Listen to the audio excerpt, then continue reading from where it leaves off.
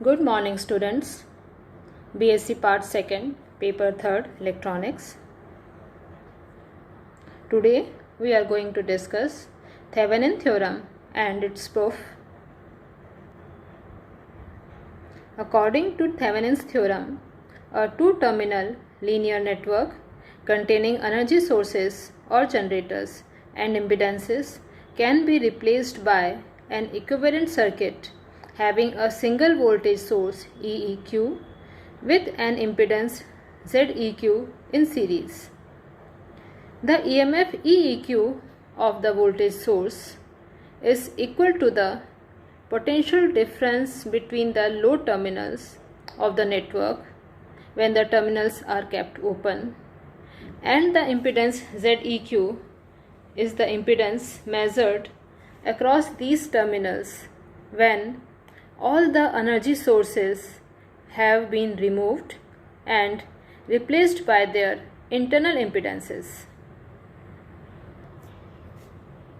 Thevenin theorem के अनुसार ऊर्जा स्रोतों या जनित्र तथा प्रतिबाधाओं से युक्त कोई भी द्वि-टर्मिनल रैखिक जाल एक तुल्य परिपथ से प्रतिस्थापित किया जा सकता है, जिसमें केवल एक वोल्टता स्रोत EEQ व श्रेणी क्रम में एक प्रतिबाधा ZEQ होती है।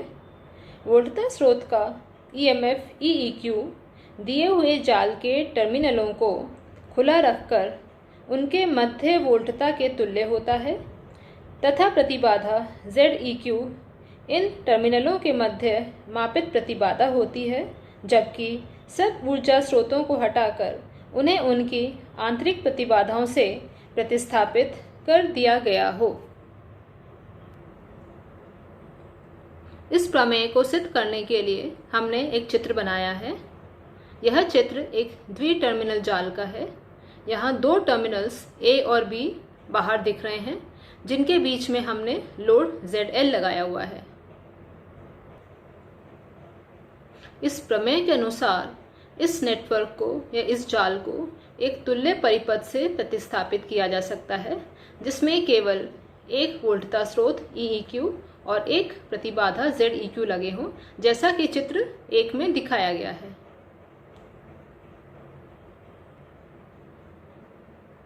इस प्रमेय को सिद्ध करने के लिए हमने एक नेटवर्क अज्यूम किया है, जिसमें एक वोल्टता स्रोत E है।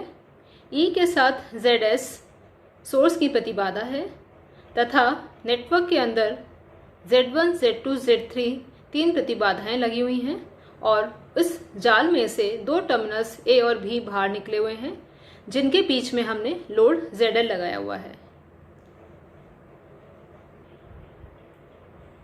यदि यह सिद्ध किया जा सके कि फिगर 1 में ZL में से प्रवाहित होने वाली धारा IL फिगर 2 में ZL में से प्रवाहित होने वाली धारा IL के बराबर है, तो हम ये कह सकते हैं कि यह दोनों ही परिपथ तुल्य हैं। अब दिए गए फिगर 2 में से IS और IL का मान निकालते हैं। IS सोर्स की धारा है जो सोर्स द्वारा प्रवाहित की गई है और IL लोड में से प्रवाहित धारा है IL। चित्र 2 में से IS का मान निकालने पर IS का मान यह आता है E/ZS plus Z1 plus Z3 into Z2 plus ZL divided by Z2 plus Z3 plus ZL।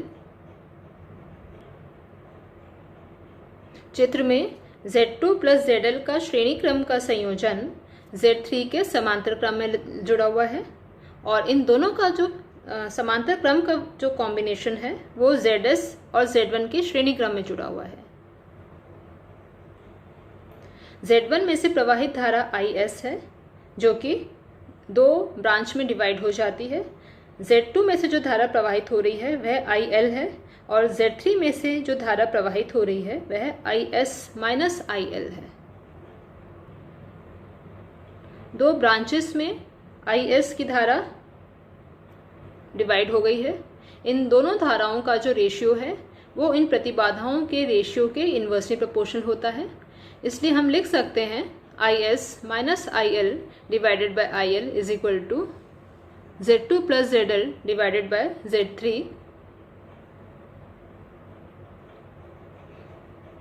इससे IL का मान आता है Z3IS divided by Z2 plus Z3 plus ZL।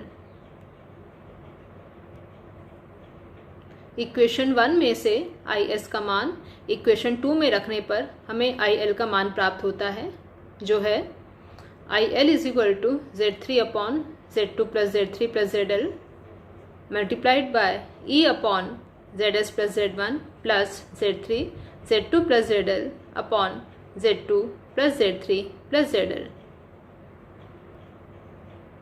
This is equal to E Z3 upon Z2 plus Z3 plus ZL multiplied by ZS plus Z1 plus Z3 Z2 plus ZL। यहाँ denominator की जो पहली term है उसे हम दो parts में divide कर लेते हैं और हमारा एक्सप्रेशन आता है IL is equal to EZ3 upon Z2 plus ZL multiplied by ZS plus Z1 plus Z3 ZS plus Z1 plus Z3 Z2 plus ZL। इसे इस प्रकार लिख सकते हैं IL is equal to EZ3 divided by Z2 plus ZL multiplied by ZS plus Z1 plus Z3 into ZS plus Z1। ZS plus Z1 plus Z3 को common लेने पर हम लिख सकते हैं IL is equal to EZ3 divided by ZS plus Z1 plus Z3 bracket में Z2 plus ZL plus Z3 ZS plus Z1 divided by ZS plus Z1 plus Z3। This is equal to EZ3 divided by ZS plus Z1 plus Z3 divided by Z2 plus ZS plus Z1 multiplied by Z3 divided by ZS plus Z1 plus Z3 and plus ZL। यह equation 3 है। IL का यह मान figure 2 में ZL में से प्रवाहित धारा का मान है। अब हमें यह सिद्ध करना है कि यह धारा फिगर 1 में ZL में से प्रवाहित धारा के मान के बराबर आती है। अब हम ZEQ और EEQ का मान निकालते हैं। ZEQ का मान निकालने के लिए आउटपुट टर्मिनल्स को खुला रखा जाता है, अर्थात ZL को हटा दिया जाता है और परिपथ के सभी ऊर्जा स्रोतों को हटाकर उनकी जगह उनकी आंतरिक प्रतिबाधाएं रख दी जाती है। इस प्रकार जो हमारे पास परिपथ आता है वह यह है। इस परिपथ में A और B टर्मिनल्स के बीच में जो प्रतिबाधा है वह ZEQ है। इस तरह हम ZEQ को लिख सकते हैं ZEQ is equal to Z2 plus Z3 into ZS plus Z1 divided by Z3 plus ZS plus Z1। ZEQ को मैं एक बार और बोल रही हूँ, ZEQ is equal to Z2 plus Z3 multiplied by ZS plus Z1 divided by Z3 plus ZS plus Z1। यह equation 4 है। EEQ का मान निकालने के लिए जाल के आउटपुट टर्मिनल्स को खुला रखा जाता है और दो टर्मिनल्स A और B के बीच में जो EMF आता है वह EEQ के बराबर होता है। इस परिपथ में Z1 में से प्रवाहित धारा का मान यदि IS प्राइम है तो IS प्राइम को हम लिख सकते हैं E upon Z3 plus Z1 plus ZS।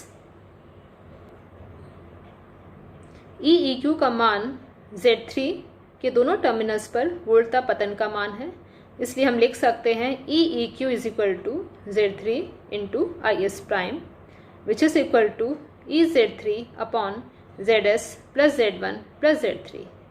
यह इक्वेशन 5 है। IL का मान जो हमने पहले निकाला है वो ये है EZ3 upon ZS plus Z1 plus Z3 divided by Z2 plus ZS plus Z1 into Z3 divided by ZS plus Z1 plus Z3 plus ZL। IL के इस मान में ZEQ और EEQ का मान रखने पर हम देखते हैं कि जो न्यूमरेटर है EZ3 upon ZS plus Z1 plus Z3 ये EQ के बराबर है, और नीचे Z2 plus ZS plus Z1 into Z3 divided by ZS plus Z1 plus Z3 ये ZEQ के बराबर है। इसलिए IL का मान हो गया EEQ upon ZEQ plus ZL। यह इक्वेशन 6 है। यदि हम फिगर 1 में IL का मान निकालते हैं तो वो आता है EEQ upon ZEQ plus ZL। इस प्रकार फिगर 1 और फिगर 2 दोनों में ही ZL में से प्रवाहित धारा का मान बराबर है। इस तरह से यह थ्योरम प्रूव होती है। Thank you.